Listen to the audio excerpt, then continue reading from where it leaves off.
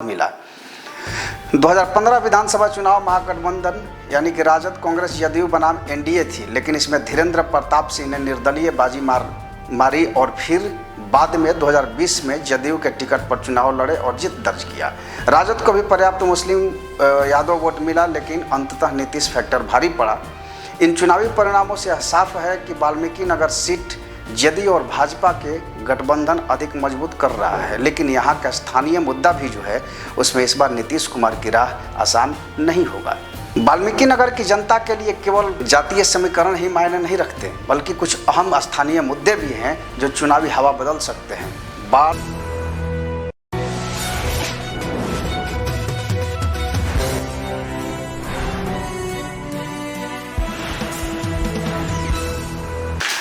नमस्कार, मैं दीपक विशाल और आप देख रहे हैं द बिग न्यूज़ 9। आज वोट की चोट के खास कार्यक्रम में हम बात करेंगे बिहार के वाल्मीकि नगर विधानसभा का, जिसमें क्या हो रहा है अब तक, क्या रहा है अब तक का इतिहास और क्या मुद्दा जीत हार तय करती है। आने वाले विधानसभा में क्या रहेगा समीकरण। तो आपको बता दें कि बिहार की राजनीति में सीमांचल की तराई क्षेत्र की सीटों का हमेशा से विशेष महत्व रहा है। बगहा और वाल्मीकि नगर का इलाका नेपाल की सीमा से सटा हुआ है। ये इलाका न केवल भूगोल और संस्कृति के लिहाज से खास है, बल्कि यह सीट प्रदेश की राजनीति की दिशा तय करने की क्षमता भी रखती है। वाल्मीकि नगर विधानसभा सीट की जो पश्चिमी चंपारण जिले में आती है, लंबे समय से विभिन्न राजनीतिक दलों की परीक्षा की भूमि रही है। यहाँ की राजनीतिक पर जातीय समीकरण, सीमा पर बसे लोगों की समस्याएं, विकास की कमी और स्थानीय नेताओं की पकड़ का गहरा असर दिखता है। आइए विस्तार से समझते हैं कि वाल्मीकि नगर सीट पर राजनीतिक गणित कैसे बनता है और बिगड़ता है। तो वाल्मीकि नगर विधानसभा सीट पश्चिमी चंपारण जिले का हिस्सा है। यह क्षेत्र गंडक नदी और वाल्मीकि टाइगर रिजर्व के कारण चर्चित है। यहाँ की राजनीति पर तीन प्रमुख कारक ऐतिहासिक रूप से असर डालते हैं। पहला जातीय समीकरण। तो जातीय समीकरण की अगर हम बात करें तो राजपूत, भूमिहार, ब्राह्मण, यादव, मुस्लिम और दलित मतदाता के साथ साथ आदिवासी मतदाता भी यहाँ का चुनावी गणित तय करते हैं। नेपाल सीमा से सटे होने के कारण यहाँ की जनता सीमावर्ती असुरक्षा, तस्करी और पलायन जैसी समस्याओं से जूझती रही है।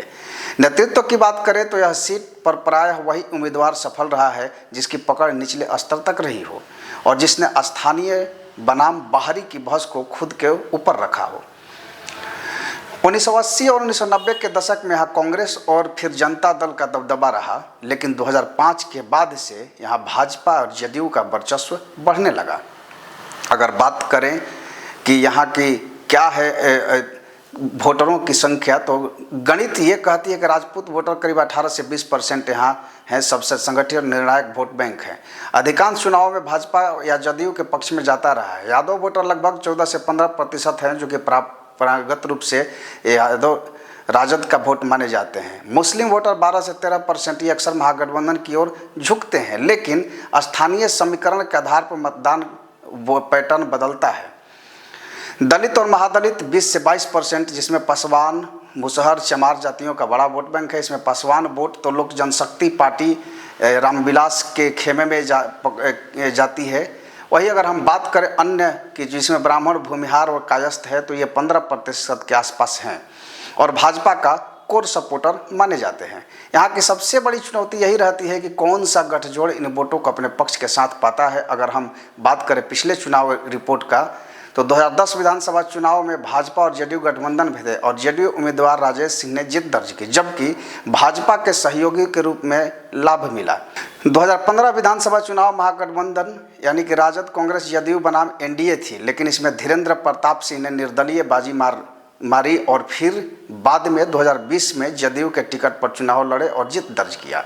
राजद को भी पर्याप्त मुस्लिम यादव वोट मिला, लेकिन अंततः नीतीश फैक्टर भारी पड़ा। इन चुनावी परिणामों से यह साफ है कि वाल्मीकि नगर सीट जदयू और भाजपा के गठबंधन अधिक मजबूत कर रहा है, लेकिन यहाँ का स्थानीय मुद्दा भी जो है उसमें इस बार नीतीश कुमार की राह आसान नहीं होगा। वाल्मीकि नगर की जनता के लिए केवल जातीय समीकरण ही मायने नहीं रखते, बल्कि कुछ अहम स्थानीय मुद्दे भी हैं जो चुनावी हवा बदल सकते हैं। बाढ़ और विस्थापन, हर साल गंडक और गंडकी नदियाँ तबाही मचाती है। अब तक कोई स्थानीय समाधान नहीं निकाला जा सकता है और ये भी मुद्दा कहीं ना कहीं वाल्मीकि नगर के लिए बड़ा मुद्दा हो सकता है। वाल्मीकि टाइगर रिजर्व और रोजगार रिजर्व क्षेत्र के कारण यहाँ बड़ी संख्या में लोग खेती और जंगल संसाधनों से वंचित हैं। युवाओं को रोजगार का संकट है। सीमा पर तस्करी और सुरक्षा। नेपाल सीमा से जुड़ा यह इलाका अक्सर तस्करी और अवैध गतिविधियों के लिए बदनाम रहा है। लोग सुरक्षा और कड़ी निगरानी चाहते हैं। सड़क और स्वास्थ्य सुविधाएं की अगर हम बात करें तो बुनियादी ढांचे की हालत बेहद ही खराब है और स्वास्थ्य केंद्रों की कमी है।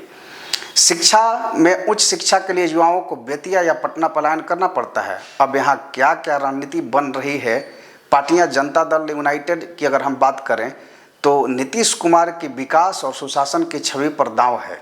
वही स्थानीय स्तर पर कार्यकर्ताओं की मजबूती जो है वो राजपूत और दलित वोट बैंक को साधने की रणनीति भी बन रही। भारतीय जनता पार्टी की अगर हम बात करें तो मोदी फैक्टर और हिंदुत्व की राजनीति, ब्राह्मण, भूमिहार और व्यापारी वर्ग पर पकड़ भी।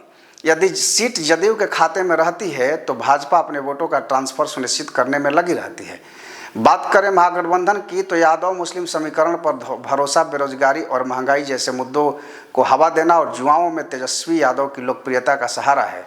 वहीं अभी कुछ दिन से राहुल गांधी और इंडी गठबंधन के एकजुट और वोट चोरी जैसे मुद्दे मजबूती तो देंगी, लेकिन प्रशांत किशोर की जनसुराज जैसे पार्टी भी रोजगार और पलायन के मुद्दे पर युवाओं को लुभा रही है।